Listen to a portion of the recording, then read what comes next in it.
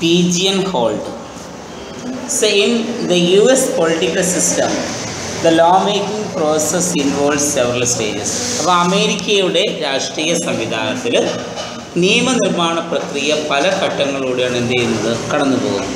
അപ്പോൾ നമ്മൾ ഇന്ത്യയിൽ ലോ മേക്കിംഗ് പ്രൊസീജിയർ പഠിച്ചിട്ടുണ്ട് അല്ലേ. First reading, second reading, committee stage, reporting stage, third reading,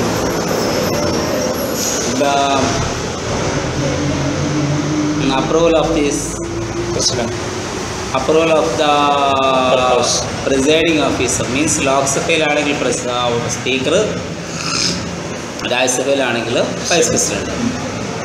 അത് കഴിഞ്ഞിട്ട് എന്താണ്, bill in the next house, അവിടെ ഇതേപോലെ first reading, second reading, third reading നടക്കും.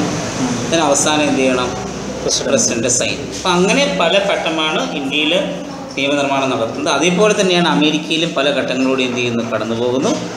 അതിൽ ഒന്നാമത്തെ സ്റ്റേജ് എന്ന് പറയുന്നത് presentation of bill before the parliament. പാർലമെൻറ്റിന് മുമ്പാകെയുള്ള ബില്ലിൻ്റെ അവതരണമാണ്. ഇതിന് നമ്മൾ വിളിക്കുന്ന പേരാണ് ഒന്നാം വായന അഥവാ ഫസ്റ്റ് റീഡിംഗ് എന്ന് പറയുന്നത്. രണ്ടാമത്തെ സ്റ്റേജ് എന്ന് പറയുന്നത് കമ്മിറ്റി സ്റ്റേജാണ് അമേരിക്കയിൽ. സൂക്ഷ്മ പരിശോധന ഘട്ടം അല്ലെങ്കിൽ scrutiny of the bill by the parliamentary committee. Parliamentary committee എന്ത് ചെയ്യുന്നു, ബില്ലിനെ കുറിച്ച് സൂക്ഷ്മ പരിശോധന നടത്തുന്നു.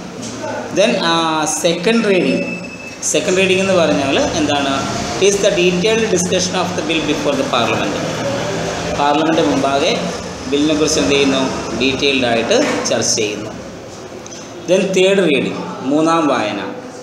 Then bill before the next house, അടുത്ത സഭയിലേക്ക് ബിൽ എന്ത് ചെയ്യുന്നു, അയച്ചു കൊടുക്കുന്നു.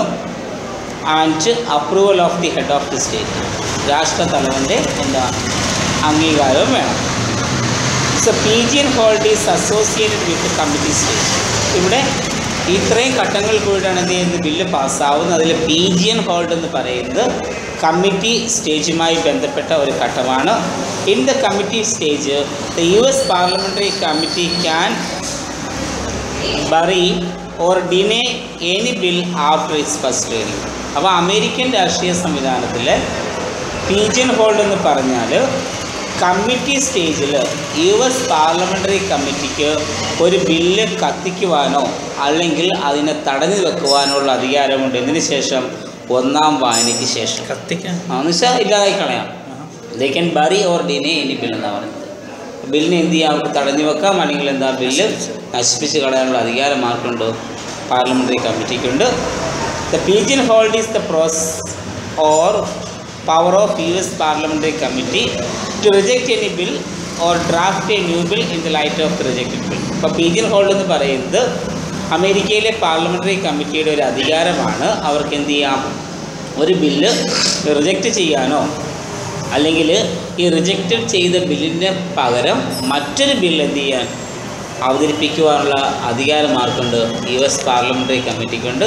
ഈ അധികാരത്തിന് നമ്മൾ വിളിക്കുന്ന പേരാണ് എന്താ, pigeonholed. So pigeonholed is the capacity of the US parliamentary system to deny or reject a bill or to draw a new bill in the place of the denied bill. Denied ബില്ലിൻ്റെ സ്ഥാനത്തിൽ പുതിയ bill അവതരിപ്പിക്കാനോ അല്ലെങ്കിൽ ഒരു bill reject ചെയ്യാനോ അതിന് തടയുവാനുള്ള US parliamentary കമ്മിറ്റിയുടെ അധികാരത്തെയാണ് എന്ത് വിളിക്കുക, pigeonholed എന്ന് പറയും. That's it.